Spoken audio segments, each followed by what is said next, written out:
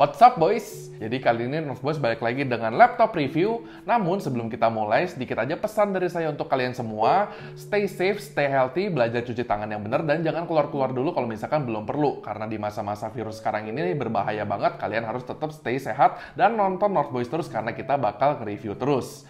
Oke boys, lanjut aja. Sekarang kita ke reviewnya. Hari ini kita mau nge-review laptop dari Lenovo, yaitu si Lenovo C340 Convertible Laptop. Dimana sebelumnya kita udah pernah nge-review C340 yang versi Ryzen, versi AMD. Sekarang kita mau nge-review yang versi Intel yang pakai Nvidia-nya nih. Nah, di sini ada sedikit perbedaan harga, nggak sedikit ya, lumayan banyak. Dimana sebelumnya itu di harga sekitar 7 jutaan, yang ini di harga 10 jutaan. Cuma nanti kita bakal bahas bedanya di mana aja, apakah worth it, apa enggak kita milih yang lebih mahal versi Intel di sini.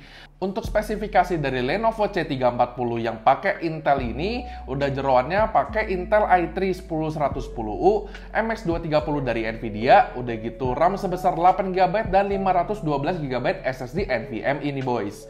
Nah, jadi di sini dari speknya udah lebih tinggi ya dari seri yang satunya lagi itu. Nah, sekarang kita mau bahas soal port-portnya dulu. Di sisi kiri di sini ada power jack, ada HDMI port, ada USB Type-C dan audio combo jack. Di sisi kanan ada power button, memory card reader yang di sini menurut saya sangat berguna sekali, dan dua USB 3.0 di mana satunya bisa untuk power delivery. Nah, untuk form factor dan juga desainnya di sini, sekarang kita ngomongin soal cover depannya dulu. Di mana di sini saya masih suka banget ya, dia finishnya ada semacam matte, kayak ada gimana ya finishnya.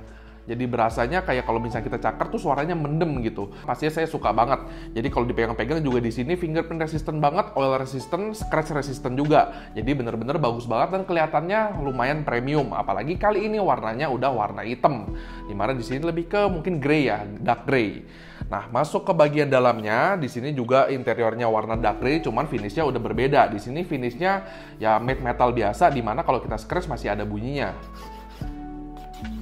Bisa dirasakan perbedaannya dengan bagian depannya. Sedikit aja perbedaannya, cuman memang signifikan, dimana saya suka banget sama finish di cover depannya ini. Nah, di bodinya ini juga sekarang saya mau ngomongin soal keyboardnya, dimana di sini keyboardnya menurut saya keyboard dari Lenovo ini yang bisa dibilang udah lumayan generik ya. Kebanyakan laptop Lenovo pakai layout keyboard seperti ini, dan memang untuk key-nya menurut saya di sini udah lumayan tactile, udah lumayan enak. Hanya saja travel distance-nya agak sedikit terlalu pendek. Jadi kalau kita pencet itu dia terlalu cepet turunnya. Nah, udah gitu untuk touchpad-nya di sini masih sama seperti yang sebelumnya. Saya mendapatkan kendala di mana di sini navigasinya menurut saya agak sedikit off. Jadi kalau kita mau pencet tombol-tombol kecil kayak tombol silang di kanan atas atau tombol-tombol kecil lainnya itu agak susah karena di sini navigasinya agak kurang sedikit presisi. Cuman untuk tombol klik kiri dan klik kanannya di sini saya nggak ada masalah, biarpun memang masih berasa agak sedikit mendem. Nah, udah gitu untuk speakernya. Di sini terletak di kiri dan kanan ya. Di sini dia side firing ke kiri dan kanan sini, dan untuk harganya di sini yang di harga 10 jutaan, speakernya menurut saya juga udah oke. Definitely lebih bagus dibandingkan dengan C340 yang sebelumnya, karena di sini di volume yang maksimum udah nggak pecah suaranya, namun memang masih agak sedikit kurang dinamis, jadi agak berasanya ya datar suaranya. Nah, untuk displaynya di sini ini menggunakan display sebesar 14 inch HD resolution, dan di sini menggunakan panel TN, belum pakai IPS. Dan di sini menurut saya panelnya juga beda sama C340 yang sebelumnya, karena di sini warnanya udah lebih bagus, udah gitu jauh lebih terang brightness dari si displaynya di sini. Udah nggak ada lagi isu-isu yang katakan kalau pakai di luar takut kurang terang. Di sini udah definitely jauh lebih terang. Namun masalah yang masih ada adalah karena di sini pakai LCD, jadinya ya ripple-ripple dari airnya ini kalau kita pencet-pencet ini masih kelihatan banget. Dan di sini juga masih dapat stylus, jadi kalau kita pencet-pencet pakai stylusnya bakal kelihatan nih ripple-ripple airnya. Bakal ya lumayan mengganggu lah.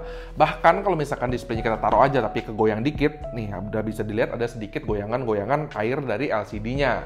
Menurut saya di sini agak kurang bagus dari displaynya. Displaynya di sini masih convertible, masih bisa di band juga seperti ini, jadi ke tablet mode. Cuman ya di sini kekurangannya masih sama karena di bodinya nggak ada rubber fit, jadinya satu gampang rusak, dua pakainya susah, mesti ditatakin kain atau enggak mousepad atau apapun itu. Karena kalau dipakai langsung begini pastinya sayang dong kalau bakal cepat rusak bodi dari laptop ini. Nah, untuk build quality-nya sendiri di sini hinge-nya saya nggak ada masalah, displaynya juga di sini nggak ada masalah karena tebel, jadi digoyang-goyangin gini juga berasa durable banget. Hanya saja memang bodinya, kalau misalkan kita angkat satu tangan begini masih berasa bending ya, kita goyang-goyangin masih berasa bisa kayak ngeband. Jadi di sini untuk bodinya agak kurang, displaynya tapi udah cukup bagus. Nah, baterainya laptop ini menggunakan baterai sebesar 45 watt hour yang kalau kita bilang untuk working hour itu bisa sekitar mungkin 4-6 jam. Udah cukup bagus lah. Nah, sekarang masalah performance-nya nih. Kita lihat gimana perbedaannya. Untuk benchmark testnya di sini, pertama kita gunakan Cinebench R15 di mana OpenGL kita dapat 81,67 fps dan CPU-nya di 373 CB. Lalu lanjut ke benchmark Valley, kita dapat 25,4 fps dan skornya di 1064. Dan untuk Heaven DX11-nya kita dapat 20,4 fps dan skornya di 515. Dan untuk Crystal Disk Mark 7-nya di sini untuk read-nya di 2900 dan write-nya di 1500. Udah cukup bagus ya. Nah boys, bisa kita lihat nih performance grafisnya beda jauh banget sama versi AMD-nya. Dimana di sini MX230 dari Nvidia ini sangat membantu sekali di grafis capability-nya. Jadi katakan dengan laptop ini kita udah bisa main game-game ringan seperti CSGO ataupun Dota 2. Dimana jadinya laptop ini menurut saya target marketnya agak sedikit berubah. Udah nggak lagi katakan untuk para pelajar atau pekerja yang nyari laptop murah yang bisa touchscreen. Di sini selain bisa touchscreen juga bisa dipakai untuk sedikit main game.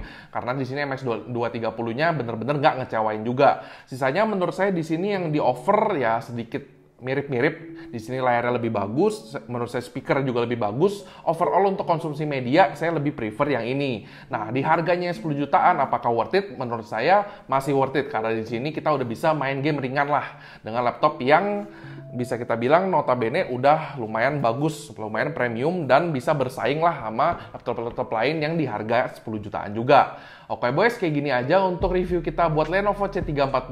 Jangan lupa di like videonya, di share ke teman-teman, di subscribe ke channel kita dan follow IG kita @noteboys.id. Join open chat kita di situ, kita bisa ngobrol-ngobrol dan komen di bawah bagaimana menurut kalian soal laptop ini, si Lenovo C340 yang pakai Intel. Boleh request juga ke kita untuk kita nge-review apapun itu yang nantinya bakal kita berusaha untuk kita penuhin. Oke boys, stay healthy, stay clean semuanya, jaga kesehatan. Saya Bola, signing out.